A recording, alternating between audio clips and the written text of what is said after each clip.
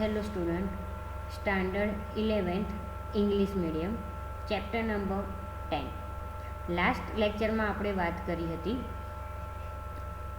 કે જે રિલેશનશિપ હોય છે, રિલેશનશિપના 3 પ્રકાર છે: એકથી એક, અનેકથી એક, એકથી અનેક અને અનેકથી અનેક. બરાબર. તો આજે આપણે વાત કરીએ ફિલ્ડ પ્રોપર્ટીઝ વિશે. તો અગાઉના પ્રકરણમાં ચર્ચા કરી તે પ્રમાણે ડેટા સાથે કામ કરતાં પહેલાં આપણે ટેબલ્સને સારી રીતે વ્યાખ્યાયિત કરવા પડે. એટલે કે તમે જ્યારે આપણે અગાઉના ટેબલમાં જોઈએ કે જ્યારે ટેબલ્સ વિશે ચર્ચા કરતા હોઈએ, બરાબર, અને ટેબલ્સને જ્યારે આપણે બનાવવાનું હોય તો સારી રીતે શું કરવું પડે? સ્ટ્રક્ચર બનાવવું પડે. તો કોઈ ટેબલના ફિલ્ડને વ્યાખ્યાયિત કરવા માટે આપણે નીચે જણાવેલા પગલાં પ્રમાણે કાર્ય કરવું પડે. એટલે કે તમારે જ્યારે ટેબલ બનાવવું હોય, આપણે પહેલાં બનાવી દીધા કઈ રીતે બનાવવા, પણ અહીંયા આપણે થિયરિકલ જોઈશું. તો પહેલાં અહીંયા તમને સ્ટેપ આપ્યું છે ફિલ્ડનું નામ સ્પષ્ટ કરો, એટલે કે ફિલ્ડનું નામ લખો. પછી જે ફિલ્ડ માટે યોગ્ય ડેટા ટાઈપ પસંદ કરો અને ફિલ્ડનું વર્ણન લખો, જે વૈકલ્પિક છે, એટલે કે ઓપ્શનલ. તમે લખો તો પણ ચાલે, ના લખો તો પણ ચાલે. અત્યાર સુધી આપણે લખ્યું નથી. જો અહીંયા હું તમને બતાવું. ધારો કે આ ટેબલ્સ છે આપણા, તો આ ટેબલ્સની અંદર આપણે એને જોઈએ, આ ફિલ્ડ નેમ છે જે વાત કરીએ આપણે. પહેલું સ્ટેપ શું છે? ફિલ્ડનું નામ લખવાનું. બીજું છે ડેટા ટાઈપ લખવાનું, ફિલ્ડની ટાઈપ, બરાબર, ડેટા ટાઈપ. અને થર્ડ છે ડિસ્ક્રિપ્શન. એ ઓપ્શનલ છે, તમારે લખવું હોય તો લખો, ના લખવું હોય તો કોઈ વાંધો નથી. તો ઇન્ફોર્મેશન ટેકનોલોજીના ક્ષેત્રમાં ડેટા એક કાચો માલ છે જે તૈયાર માલનું ઉત્પાદન કરવામાં વપરાય છે. તો આ તૈયાર માલ ઇન્ફોર્મેશન તરીકે ઓળખાય છે.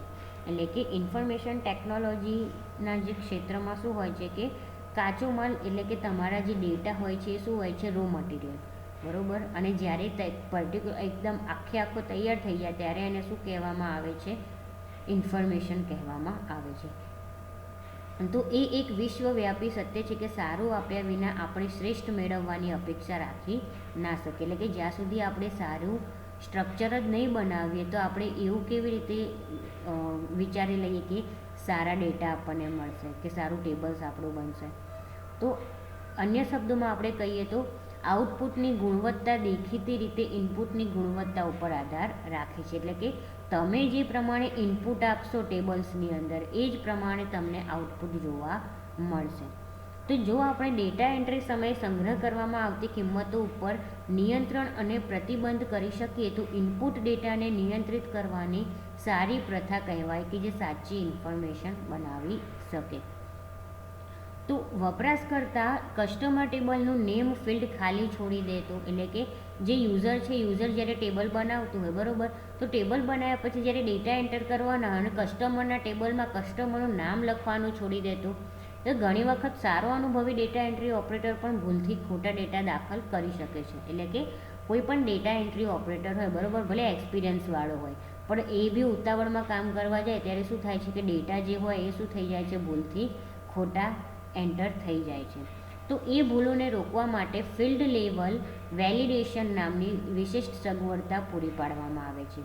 તો એ બીજું કંઈ નથી પણ દરેક ફિલ્ડમાં દાખલ કરવાના ડેટા માટેના અમુક શક્ય નિયમો અને ચકાસણી સ્થળ છે. કે ધારો કે કોઈ જગ્યાએ એવું હોય કે નામ લખવાનું હોય, બરાબર, તો નામની જગ્યાએ તમે નંબર લખી દો, તો એ વેલિડેશન આપેલું હોય તમે કે ત્યાં ના, અહીંયા નંબર જ હોવો જોઈએ કે અથવા અહીંયા નામ જ હોવું જોઈએ, તો એ તમને ત્યાં બતાવે. તો તે ચોક્કસ ફિલ્ડમાં અમુક કિંમતો દાખલ કરવાને પ્રતિબંધિત કરે છે. તો ડેટા વેલિડેશન એ ડેટા પ્રોસેસિંગનું એક અગત્યનું પાસું છે. તમારે નોંધ કરવી જોઈએ કે વિવિધ ટેબલમાં દાખલ કરેલો ડેટા સાચો અને ચોક્કસ હશે તો જ ફક્ત તે ડેટાબેઝ તમારી સંસ્થા માટે મૂલ્યવાન સંપત્તિ બની રહેશે. એટલે કે તમે જે ટેબલ બનાવ્યું છે, બરાબર, એ ટેબલમાં જે ડેટા છે એ ડેટા સારા હોવા જોઈએ, એટલે કે સાચા હોવા જોઈએ, ખોટા ડેટા નહીં. અને પર્ટિક્યુલરલી જે ફિલ્ડ છે એ ફિલ્ડ પ્રમાણે ડેટા હોય તો જ તમારે જે ડેટાબેઝ છે એ સારો કહેવાય, બરાબર. તો બેઝ ખૂબ જ મહત્ત્વપૂર્ણ અને રસપ્રદ લક્ષણ ધરાવે છે જેને ફિલ્ડ પ્રોપર્ટી કહેવામાં આવે છે.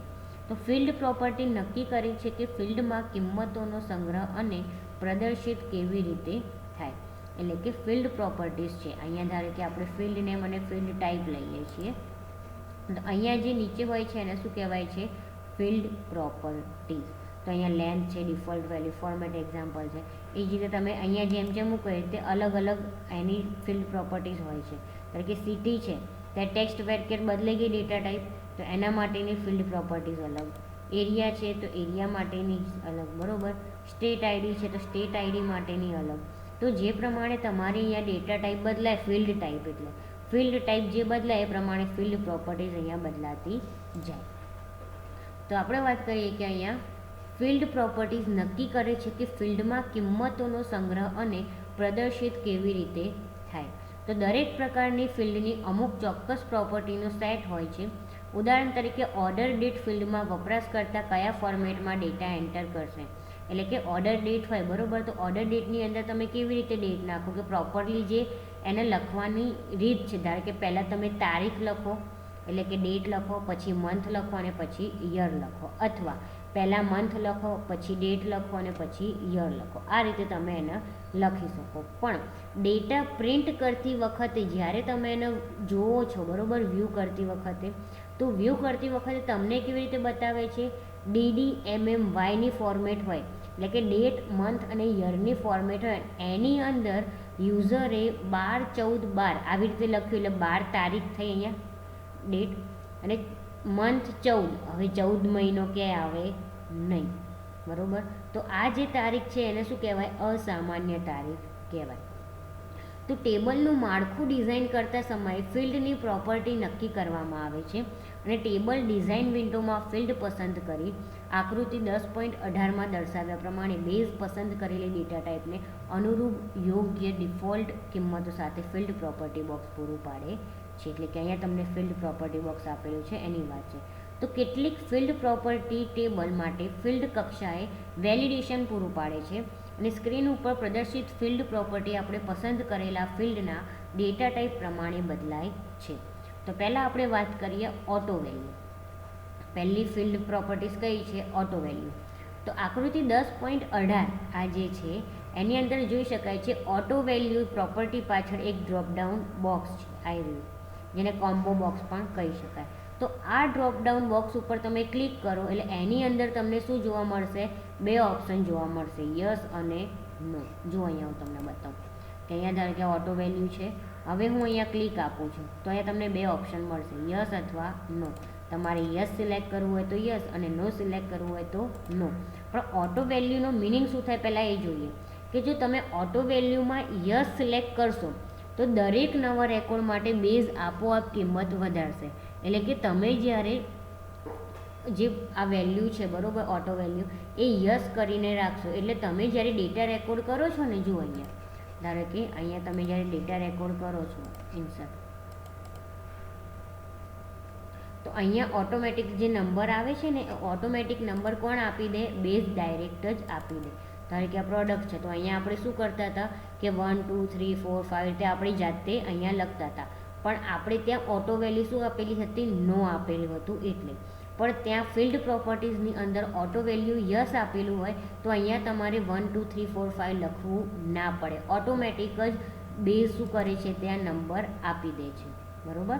અને જો તમારે એને પ્રાઇમરી કી બનાવવી હોય, બરાબર, તો એ પણ તમે ત્યાંથી શું કરી શકો છો, બનાવી શકો છો. તો ઉદાહરણ તરીકે તમને અહીંયા કીધું છે કે કન્ટ્રી ટેબલમાં કન્ટ્રી આઈડી ફિલ્ડ છે કે જે પ્રાઇમરી કી છે, જે આપણે અહીંયા આપેલું છે, બરાબર. તો એ ફિલ્ડની ડેટા ટાઈપ શું છે, ઇન્ટીજર, જે અહીંયા છે. તો આ ફિલ્ડની અપેક્ષિત કિંમત 1 2 3 વગેરે છે. એટલે કે જ્યારે તમે ડેટા એન્ટર કરતા હોય તો ત્યારે તમારે ડેટા 1 2 3 4 એવી રીતે તમારે ત્યાં લખવા ના પડે, ઓટોમેટિક શું થઈ જાય, આવી જાય. પણ ક્યારે કે એની જે ઓટો વેલ્યુ છે એ અહીંયા તમારે સિલેક્ટેડ શું હોવી જોઈએ, યસ હોવી જોઈએ.